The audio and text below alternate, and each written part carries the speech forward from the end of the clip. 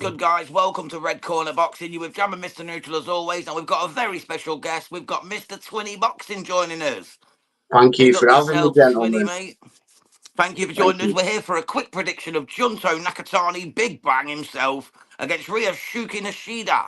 This is for the IBF and the WBC Bantamweight World titles taking place on Sunday in Japan. It's going to be a cracking fight. Before we get to it, just going to say we're proudly sponsored by Easy Storage, your place to go for all your storage needs across the United Kingdom. Check them out. They handle your goods with care. Right then, fellas, who wants to take this first, mate? Nakatani, absolute warrior, 30 fights, 27 big knockouts. Sorry, 23 big knockouts. No defeats, no draws. Against Ryosuke Nishida, 10-0-0 with 2 knockouts. He seems to lack a little bit of power to keep the Big Bang off. What do you lads reckon? Who wants to take it first? 20, you're the guest. I'll go first, being the guest. Well, I think Nakatani, he just loves knocking people out, doesn't he? Let's have it right. You know, he doesn't hang about, does he? So I think he'll knock him out round about 7 or 8. I think Nishida will try his best, but I just don't think he's going to be able to keep him off, to be honest. Round 7, round 8, I think he'll stop him.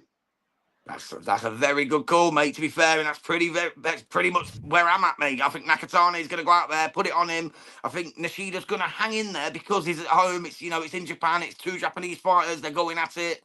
I do believe he's going to hang in there, like you said, and then probably around 6, 7, 8. I think that's where Nakatani lets that big bang go and just takes his man. Mr. Neutral, what are your thoughts on this one, mate? Ready for Sunday? It's going to be a great Sunday for boxing.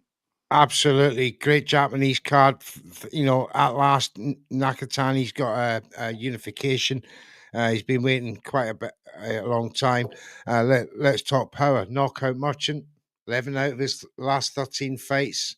I've got them. Will it be in a southpaw, though? Will that be a problem to him? Sorry to interrupt you, Neutral. Do you think, because it's 2 southpaws, do you think maybe a southpaw could trouble him, or do you think he's just going to do the same as he does to everyone else? No, because most of Japanese boxing is southpaw based, and he's fought many of them and knocked them out. That is true. What's fascinating about Nakatani, he's coming up 3, his 3rd weight now. He's a 3-weight world champion, first attempt at unification. And 20, as you know, as you see boxers, they're knocking out guys at flyweight, then they go to super fly, then they go to bantamweight. And the more this guy goes up in the weight, he's still keeping that knockout record. So he is the power merchant here. We know that from David Quayla in his last fight. He's just that residual power. The other guy, apart from his debut, he had a knockout on his debut. His last knockout was his last fight. Every other fight has been won by unanimous decision. So he's a technical southpaw. 20, you were quite right. It's whether he could keep that in with him and keep him away. And I can't see it. I think it's going to be a knockout. And Nakatani, he can knock you out between 1 and 12. He's not been out since February 24, so I think he's really been working on that weight and carrying that power out the weight. He's not rushed to get back in at the next weight. So I think he's doing everything right. Although Nishida was last out in December, so he's a little bit more active. It'd be a good fight. I think. Yeah, he was last out against Anachai Don Shua, weren't he? And he KO'd him in the 7th. And it was an unusual KO because he had one in his debut and one in his last. So out of 10, he had one on his first and one on his last. So that's right. You never know what he's going to bring to the table. I mean, since he won his IBF belt off Rodriguez on that unanimous decision against, he was against the odds. He was the underdog, and he beat the champion to take the belt. And then he's had his first defense, and he's knocked that guy out in his first defense. So he's a confident fighter. But I just think that his confidence will only go so far as the rounds go on, and Nakatani will overpower him. Yeah, agreed.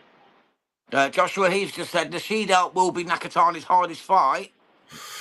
I don't know about that. Possibility, Josh. It's a possibility. Has he got the power to keep him off? If you look at Nishida's record, and his hardest fight was, for me, probably Rodriguez. And as an IBF champion, that's considered weak in this division. I mean, if you look at I can go back to Rodriguez's record, and his best win is it Maloney or Butler? Andrew Maloney, I'd say. So you get to you start seeing where these guys' levels at, and I still think he's levels down in power, and he's although they're the same size, you know, he's not giving away. He's only giving away an inch height. Same advantage. age as well, aren't they? Around about 27, 28-ish or something, around about the same age as well. Yeah, there's a year between them, I believe. 27, 28, so 20, yeah. Two guys basically in their prime, but I just think Nakatani's something special. And well, I'll tell you what, I got a question for you then, Neutral. Everyone's talking about Nakatani moving up to Super Bants. If he moves up to Super Bants and fights the Monster, who wins that one? Big Bang or the Monster? Just quickly. Nakatani. You think he beats Inoue? Yeah. Fair play, Twitty. What do you reckon? Same. You think Nakatani takes him out? Same. I think he knocks him out. I think he just be too much for him. Do you know, Inoue has been down, hasn't he? You know, it's twice now, mate. Lewis it's not something now that people are looking at and going, can you knock him out? Do you know, and I think Nakatani's that fighter to just go and go. Do you know, I can just do it. I think Cardenas exposed him quite badly in that last fight.